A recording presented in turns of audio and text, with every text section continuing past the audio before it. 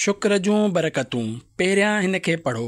आशिक़ान रसूल जी दीनी तंज़ीम दावत इस्लामी जे मजलिस अल मदनतुल इल्मिया इस्लामिक रिसर्च सेंटर जे तरफ़ां कुझु साल पहिरियां 2 किताब अशुकुरु लिल्लाह उर्दू नालो शुक्र जा फ़ज़ाइल ऐं जल्दबाज़ी जा नुक़सान जारी थिया। इहे 2 किताब पढ़णु हर मुस्लमान लाइ तमामु घणो फ़ाइदेमंद आहिनि। अशुकुरु लिल्लाह किताब तक़रीबन 1150 साल अॻु जे अज़ीम बुज़ुर्ग हज़रत इमाम अबू बकर अब्दुल्ला बिन मोहम्मद क़रशी अल मारूफ़ इमाम इब्न अबी दुनिया रहमतुल्लाह अलैह जो आहे, जंहिंजो हाणे सिंधी नालो शुक्र जा फ़ज़ाइल आहे। जॾहिं त किताब जल्दबाज़ी जा नुक़सान अल मदीनतुल इल्मिया जे शोबे इस्लाही कुतुब जे तरफ़ां तयारु कयो वियो आहे। 2 किताब पंहिंजे मौज़ू ऐं मज़मून जे एतबार सां तमामु घणा प्यारा आहिनि। अमीर अहले सुन्नत बानी दावत इस्लामी हज़रत अल्लामा मौलाना मोहम्मद इलियास अत्तार क़ादरी दामत बरकातुहुमुल आलिया केतिरा ई भेरा मदनी मुज़ाकिरे में शुक्र जा फ़ज़ाइल किताब पढ़ण जी तरग़ीब ॾिनी आहे। अल्हम्दुलिल्लाह हिन रिसाले में इन्हनि 2 किताबनि जे मुख़्तलिफ़ जायुनि तां कुझु अहम ॻाल्हियूं गॾु कयूं वयूं आहिनि। हिन रिसाले खे पढ़ण सां इल्म दीन जो शौक़ रखंदड़नि जो 2 किताबनि खे पढ़ण जो ज़हन बणिजंदो। रिज़ाए इलाही ऐं हुसूल सवाब लाइ पाण बि पढ़ो ऐं पंहिंजे मरहूमनि जे ईसाले सवाब लाइ बि तक़सीम करियो।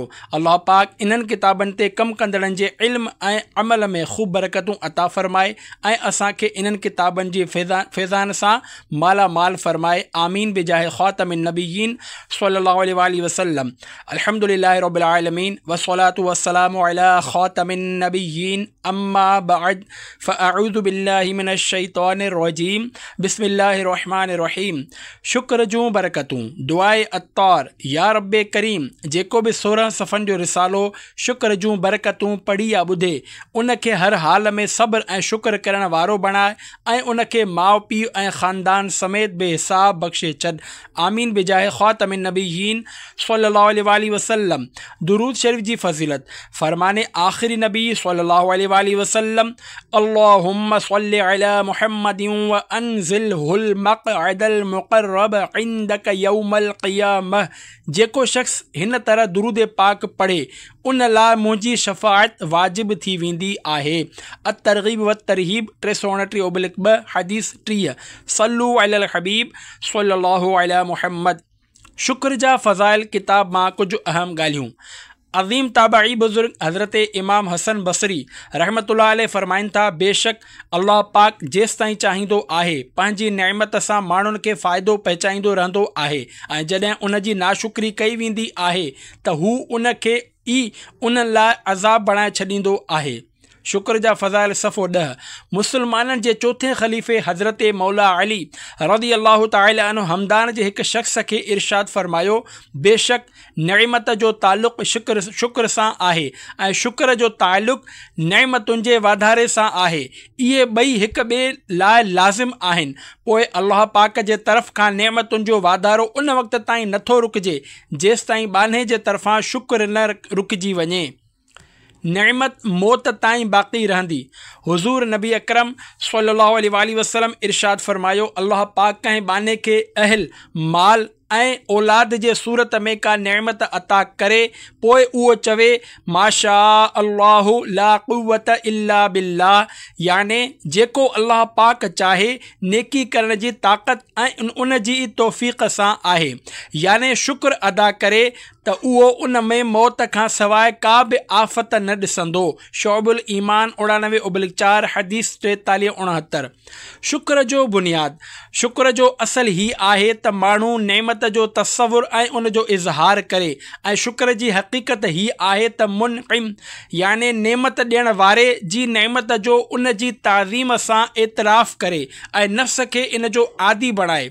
हिते हिकु बारीकी आहे, इहा हीअ त मानो जॾहिं अल्लाह पाक जी नेमतुनि ऐं उन जे हर तरह जे फ़ज़लो करम ऐं एहसान जो मुतालो कंदो आहे त उन जे शुक्र में मशगूल थींदो आहे।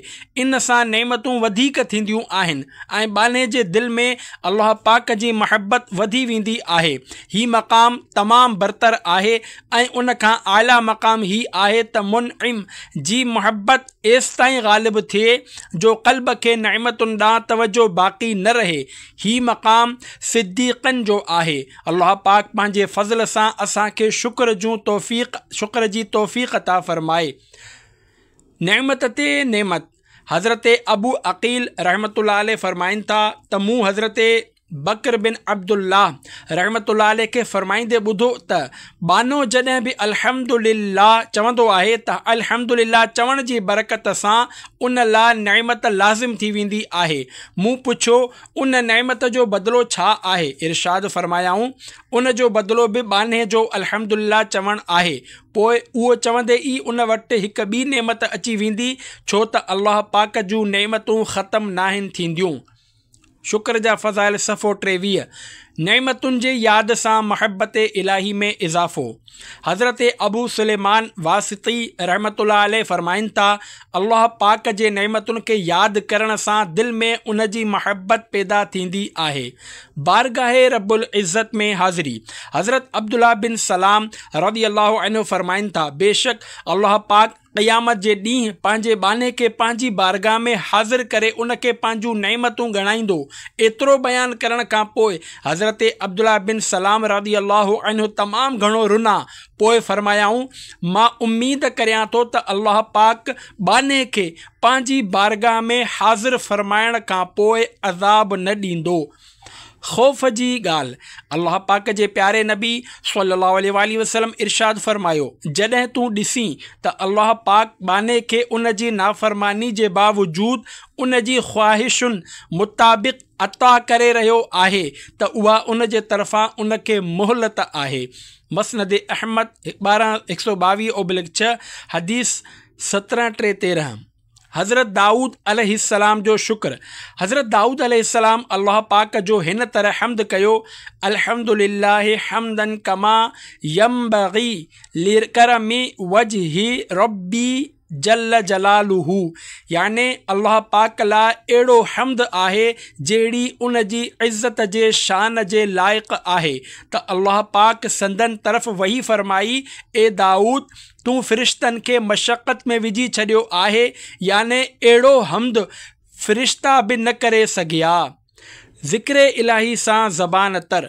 हज़रत मूसा कलीमुल्लाह अलैहिस्सलाम बारगाह खुदावंदी में अर्ज़ कयो ए अल्लाह पाक तुंहिंजो शुक्र कीअं अदा करणु घुरिजे? इरशाद थियो ए मूसा तुंहिंजी ज़बान हमेशा मुंहिंजे ज़िक्र सां तर रहे। अफ़सोस नाफ़रमानी ते बि इनामनि जी बारिश। हज़रत मालिक बिन दीनार रहमतुल्लाह अलैह फरमाइनि था मूं हिकु किताब में पढ़ियो आहे त अल्लाह पाक इरशाद फरमाए थो ए इब्ने आदम तो ते मुंहिंजी भलाई नाज़िल थींदी आहे पर मूं वटि तुंहिंजो शर पहुचंदो आहे। मां नेमतुनि जे ज़रिए तोसां महबत जो इज़हार करियां थो ऐं तूं मुंहिंजूं नाफ़रमानियूं करे मुंहिंजे ज़िक्र खां गाफ़िल रहीं थो ऐं इज़्ज़त वारो फ़रिश्तो हमेशह तुंहिंजो बुरो अमल ई मूं वटि खणी हाज़िर थिए थो।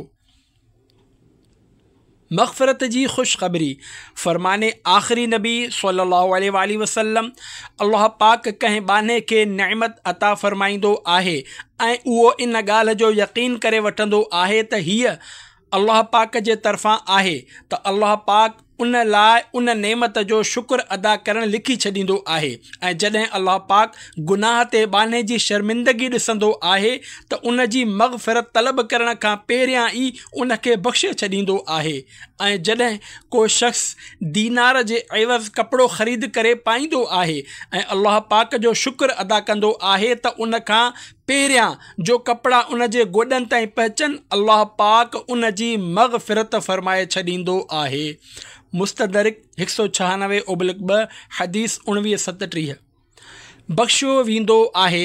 हज़रत मुआविया बिन क़ुर्रा रहमतुल्लाह अलैह फरमाइनि था त जेको शख़्स नओं कपिड़ो पाईंदे बिस्मिल्लाहि वल्हम्दुलिल्लाह चवे उन खे बख़्शियो वेंदो आहे ऐं जेको खाधो खाईंदे बिस्मिल्लाहि वल्हम्दुलिल्लाह चवे उहो बि बख़्शियो वेंदो आहे ऐं जेको पाणी पीअंदे बिस्मिल्लाहि वल्हम्दुलिल्लाह चवे उन जी बि मग़फ़िरत कई वेंदी आहे। शुक्र जा फ़ज़ाइल सफ़ो 41। नबी करीम सल्लल्लाहु अलैहि वसल्लम जो फ़रमाने बरकत निशान आहे जॾहिं अल्लाह पाक कंहिं बाने खे नेमत अता फ़रमाईंदो आहे त उन ते पंहिंजी नेमत जो असरु ॾिसणु पसंदि फ़रमाईंदो आहे। मुअज्जम कबीर 135/18 हदीस 281। ख़ौफ़ जी ॻाल्हि। अल्लाह पाक इरशाद फ़रमाए थो, ए इब्ने आदम, जॾहिं तूं हिन हाल में मुंहिंजी नेमतुनि में पलिजे त मुंहिंजी नाफ़रमानी में बि वरतल हुजीं त मूंखां डिॼ त तूं किथे तोखे तुंहिंजे गुनाहनि जे करे हलाक न करे छॾियां। ए इब्ने आदम, मूंखां डिॼ ऐं जिते चाहीं सुम्ह। शोबुल ईमान 143/4 हदीस 45-35। शुक्र अदा कंदड़ कुल्ली। वाक़िओ हज़रत बकर बिन अब्दुल्ला रहमतुल्लाह अलैह बयानु कनि था त मां हिकु कुल्ली याने बार खणंदड़ सां मिलियुसि जेको वज़न खणी अल्हम्दुलिल्लाह ऐं अस्तग़फिरुल्लाह चई रहियो हो। मां उन जे फ़ारिग़ थियण जो इंतज़ारु करणु लॻुसि। जॾहिं उन पंहिंजी पुठी तां बार लाथो त मूं उन खां पुछियो, छा तूं इन खां सुठो को कमु नथो करे सघीं? उन चयो, छो न, मां सुठो कमु करे सघां थो, क़ुरान पाक पढ़ी सघां थो, पर बानो जीअं त नेमत ऐं गुनाह जे विच में रहंदो आहे। इन करे मां उन जी कामिल नेमतुनि ते उन जो शुक्र अदा करियां थो ऐं उन खां पंहिंजनि गुनाहनि जी मुआफ़ी घुरां थो। मूं चयो, हितां जो कुली बि बिक्र बिन अब्दुल्ला खां वधीक समझदार आहे।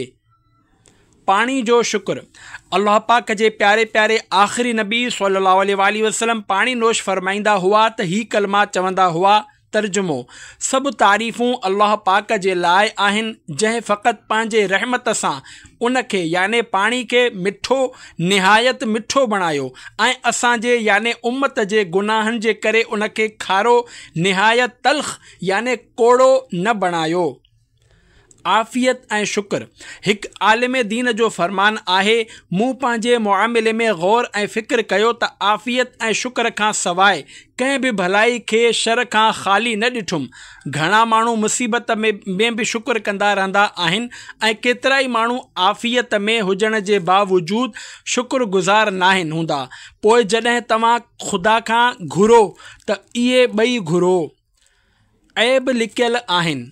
हज़रत सुफ़ियान सौरी रहमतुल्लाह अलैह फ़रमाइनि था, अल्लाह पाक जे तरफ़ां बाने जे ऐबनि जी पर्दा पोशी आफ़ियत जी अलामत आहे। हलाकत खां महफ़ूज़। हज़रत अबुल आलिया रुफ़ाई बिन महरान रहमतुल्लाह अलैह फ़रमाइनि था, मूंखे उम्मीद आहे त नेमत ते अल्लाह पाक जो शुक्र अदा कंदड़ ऐं गुनाह जी मुआफ़ी घुरंदड़ बानो हलाक न थींदो। नेमत जो क़द्र। अल्लाह पाक जे महबूब सल्लल्लाहु अलैहि वसल्लम इरशाद फ़रमायो, जॾहिं तव्हां मां को अल्लाह पाक जी नेमतुनि जो क़द्र ॼाणणु चाहे त पाण खां घटि नेमत वारे खे ॾिसे, वधीक वारे खे न ॾिसे। मुस्लिम सफ़ो 12-11 हदीस 74-30। आईनो ॾिसी पढ़ण जी दुआ। नबी मुकर्रम सल्लल्लाहु अलैहि वसल्लम जॾहिं आईने में पंहिंजो रुख़ अनवर ॾिसंदा हुआ त ही दुआ पढ़ंदा हुआ। तर्जुमो। याने सभु तारीफ़ूं अल्लाह पाक लाइ आहिनि जंहिं दुरुस्त तरीक़े सां मुंहिंजी तख़लीक़ फ़रमाई, मुंहिंजे चहिरे खे मुकर्रम ऐं ख़ूबसूरत बणायो ऐं मूंखे मुसलमाननि में शामिल रखियो।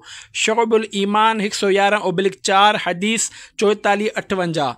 मुसीबत में नेमत। हज़रत हबीब बिन उबैद रहमतुल्लाह अलैह फ़रमाइनि था, अल्लाह पाक बाने खे कंहिं बि मुसीबत में मुब्तला फ़रमाईंदो आहे त उन में उन जी नेमत बि हूंदी आहे ऐं उहा हीअ त अल्लाह पाक उन खे उन खां सख़्तु मुसीबत में मुब्तला न फ़रमायो, जॾहिं त जेकॾहिं हू चाहे हा त उन खां बि सख़्तु मुसीबत में गिरफ़्तार करे हा। मुसीबत अचण जो सबब। हज़रत वहब बिन मुनब्बा रहमतुल्लाह अलैह फ़रमाइनि था, मुसीबत इन करे नाज़िल थींदी आहे त जीअं उन जे सबब बानो रब जी बारगाह में दुआ करे। नेमतुनि ते शुक्र करणु रब खे पसंदि आहे। तव्हांजो रब इन ॻाल्हि जो वधीक हक़दार आहे त तव्हां पाण खे इन ॻाल्हि जो आदी बणायो त उन जे नेमतुनि ते उन जो शुक्र बजा आणियो। उहो तव्हां ते पहिरियां बि एहसान कंदो रहियो आहे ऐं हाणे बि कंदो। अल्लाह पाक जो कसम, उन जो शुक्र अदा करणु बाननि खे बदिलो ॾियण खां तमामु आसान आहे, छो त उहो बाननि खां एतिरे शुक्र ते राज़ी थी वेंदो आहे जो उहे उन जो हम्द कनि। ईमान ते शुक्र इलाही। हज़रत अहमद रहमतुल्लाह अलैह फरमाइनि था, मूं हज़रत अबू मुआविया असवद रहमतुल्लाह अलैह खे अर्ज़ु कयो, ए अबू मुआविया, ईमान अल्लाह पाक जी केतिरी वॾी नेमत आहे। असां इन खां दुआ कंदा आहियूं त उहो असां खां हीअ नेमत वापसि न वठे।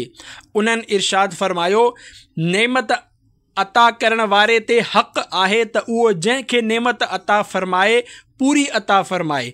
हज़रत अबू मुआविया असवद यमान रहमतुल्लाह अलैह फरमायो, असवद ईमान रहमतुल्लाह अलैह फरमायो, अल्लाह पाक सभ खां वॾो करीम आहे, जो जेका नेमत अता फ़रमाईंदो आहे त पूरी अता फ़रमाईंदो आहे, को अमल कंदो आहे त क़बूल फ़रमाईंदो आहे। हिक शख़्स जी बरकत सां सभिनी जूं हाजतूं पूरियूं।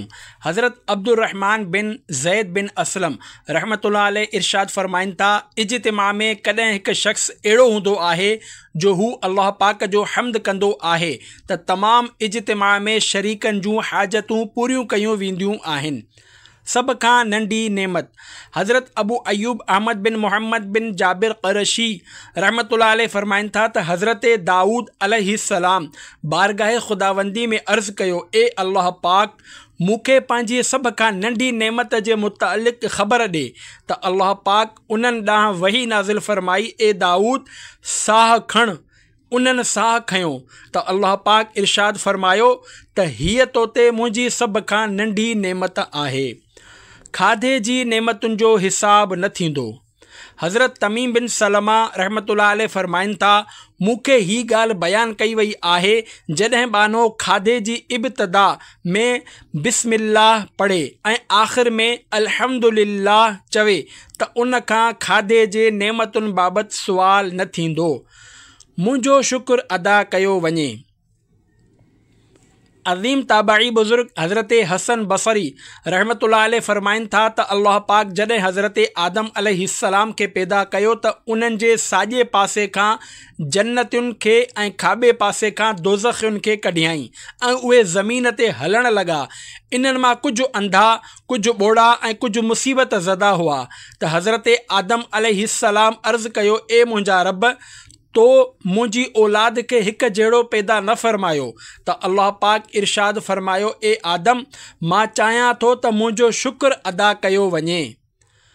आईनो ॾिसी पढ़ण जी हिकु ॿी दुआ। हज़रत इमाम मुहम्मद बाक़िर रहमतुल्लाह अलैह फरमाइनि था, नबी पाक सल्लल्लाहु अलैहि वसल्लम आईनो ॾिसंदा हुआ त ही दुआ पढ़ंदा हुआ, अल्हम्दुलिल्लाहिल्लज़ी ख़लक़नी फ़अहसन ख़ल्क़ी व ख़ुलुक़ी व ज़ान मिन्नी मा शान मिन ग़ैरी। तर्जुमो, सभु तारीफ़ूं अल्लाह पाक लाइ आहिनि जंहिं मूंखे पैदा कयो, मुंहिंजी सूरत ऐं मुंहिंजे अख़लाक़ खे बहितरीनु बणायो ऐं मूंखे ज़ीनत सां नवाज़ियो जॾहिं त ॿियनि खे ऐब सां। शोबुल ईमान 111/4 हदीस 44-59। जहन्नमियुनि ते बि एहसान। हज़रत अब्दुल्ला बिन क़ासिम रहमतुल्लाह अलैह फरमाइनि था त बेशक जहन्नमियुनि ते बि अल्लाह पाक जो एहसान आहे, ऐं उहो हिन तरह त जेकॾहिं अल्लाह पाक चाहे हा त उन्हनि खे इन खां बि सख़्तु अज़ाब में मुब्तला फ़रमाए हा। पाणी पीअंदड़ ते शुक्र करणु लाज़िम आहे। सभिनी मुसलमाननि जी प्यारी अमड़ साइण हज़रत बीबी आयशा सिद्दीक़ा रज़ियल्लाहु अन्हा फरमाइनि थियूं त जेको बानो ख़ालिस थधो ऐं मिठो पाणी पीए ऐं उहो बग़ैर तकलीफ़ जे जिस्म में दाख़िल थिए ऐं बग़ैर तकलीफ़ जे ॿाहिरि बि निकिरी अचे त इन ते शुक्र लाज़िम आहे। हिकु अक़लमंद जो ख़त। हज़रत अली बिन अब्दुर्रहमान रहमतुल्लाह अलैह बयानु कनि था त हिकु अक़लमंद शख़्स पंहिंजे भाउ जे नाले ख़त लिखियो, जंहिंजो मज़मून ही आहे, ए मुंहिंजा भाउ, असां अल्लाह पाक जी एतिरे क़दर नेमत सां सुबुह करियूं था जो उन्हनि खे शुमार नथा करे सघूं, जॾहिं त असां जूं नाफ़रमानियूं तमामु घणियूं आहिनि। असां नथा ॼाणूं त कहिड़ी ॻाल्हि ते अल्लाह पाक जो शुक्र अदा करियूं, मुसलसल मिलंदड़ नेमतुनि ते या इन ॻाल्हि ते त उन असां जूं बुराइयूं लिकाए रखियूं आहिनि। जल्दबाज़ी जी माना। सोच वीचार खां सवाइ को कमु करणु जल्दबाज़ी सॾिबो आहे। उनखे उजलत बि चइबो आहे। जेकॾहिं इंसानु पंहिंजे कमनि खे सोच वीचार ऐं ग़ौर फ़िक्र खां पोइ शुरू करे त उनखे तवक़ुफ़ याने तरसणु चइबो आहे ऐं कम खे रोके रोके आराम सां करणु त जीअं कमु बहितर तरीक़े सां अंजाम ते पहुचे उनखे तहम्मुल ऐं बुर्दबारी चइबो आहे। ॿिज खे ॿूटो, ॿूटे खे वण ऐं वण खे फलदार थियण में थोरो वक़्तु त लॻंदो आहे। जल्दबाज़ी जा नुक़सान सफ़ो 11-12 चङाई खे बुराई ऐं बुराई खे चङाई सम्झणु। जेसिताईं कंहिं कम में बसीरत याने आगाही हासिल न थिए उन में जल्दबाज़ी न करणु घुरिजे, छो त जल्दबाज़ी में इंसानु चङाई खे बुराई ऐं बुराई खे चङाई सम्झंदो आहे। अरबी पहाको आहे इल्लम तस्तअजिल तसिल, याने जेकॾहिं तूं जल्दबाज़ी न कंदे त पंहिंजी मंज़िल मक़सूद ते पहुची वेंदे। जेको माण्हू तजुर्बनि मां फ़ाइदो न वठे उहो कामयाबु नाहे थी सघंदो। जल्दबाज़ी खे उमुन नदामत याने नदामत जी माउ चयो वियो आहे। रसूल अकरम सल्लल्लाहु अलैहि वसल्लम सां मिलंदड़ जुलंदड़ नमाज़। हज़रत इमाम मालिक हज़रत उमर बिन अब्दुल अज़ीज़ रहमतुल्लाहि अलैहिमा जे पोयां नमाज़ पढ़ी उनखे उन्हनि जी नमाज़ तमामु घणी पसंदि आई ऐं फरमायाऊं, मूं हिन नौजवान खां वधीक रसूल अकरम सल्लल्लाहु अलैहि वसल्लम सां मिलंदड़ जुलंदड़ नमाज़ पढ़ण वारो को बि न ॾिठो। बिलाशक एतिरी तजवीद जंहिंसां तस्हीह हुरूफ़ थिए याने क़वाइद तजवीद मुताबिक़ हुरूफ़ खे दुरुस्त मखारिज सां अदा करे सघे ऐं ग़लति ख़्वानी याने ग़लति पढ़ण खां बचे फ़र्ज़े ऐन आहे। तरावी में इमाम खे क़िराअत में परेशान करणु, पंहिंजो हिफ़्ज़ ॾेखारण लाइ थोरे शक ते रोकणु, लुक़्मो ॾियणु रियाकारी आहे। इमाम खे परेशान करण लाइ बार बार लुक़्मो ॾियणु हक़ीक़तन फ़िइले यहूद ऐं ला तस्मऊ लिहाज़ल क़ुरआन वल्ग़ौ फ़ीह जे हुक्म में दाख़िल आहे। वज़ाइफ़ जे असर करण में शर्तूं। 1. हुस्न एतिक़ाद याने पक्को यकीन। 2. सब्र ऐं तहम्मुल। 3. बाजमात नमाज जी पाबंदी। अज़ीम सहाबिया हज़रत अस्मा बिनते अबू बकर सिद्दीक़ रज़ियल्लाहु अन्हुमा फ़रमाइनि थियूं, निकाह करणु औरत खे कनीज़ बणाइणु आहे, तंहिं करे ग़ौर करणु घुरिजे त हू पंहिंजे धीउ खे किथे परणाए रहियो आहे। वॾी कोशिश जे बावजूद कंहिं शोबे में कामयाबी न मिले त कंहिं समझदार इस्लामी भाउ सां मशवरो करे शोबो तब्दील करे वठो। लज़्ज़त जे करे गुनाह करणु। लज़्ज़त जे करे गुनाह न करियो, लज़्ज़त ख़तम थी वेंदी, गुनाह बाक़ी रहिजी वेंदो ऐं मशक़त जे करे नेकी न छॾियो, मशक़त ख़तम थी वेंदी, नेकी बाक़ी रहिजी वेंदी।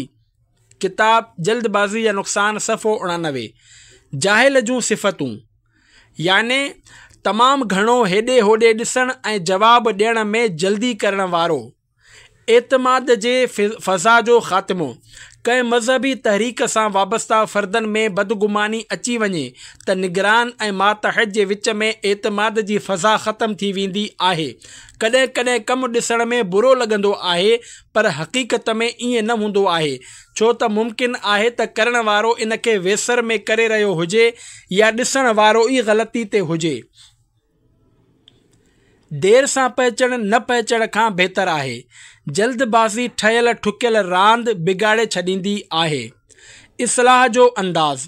सहाबी रसूल हज़रत अबू दरदा रज़ियल्लाहु अन्हु फरमायो, माण्हुनि जे साम्हूं कंहिंखे सम्झाइणु ज़लील करणु आहे, जॾहिं त अकेलाई में सम्झाइणु मुज़य्यन याने संवारणु आहे।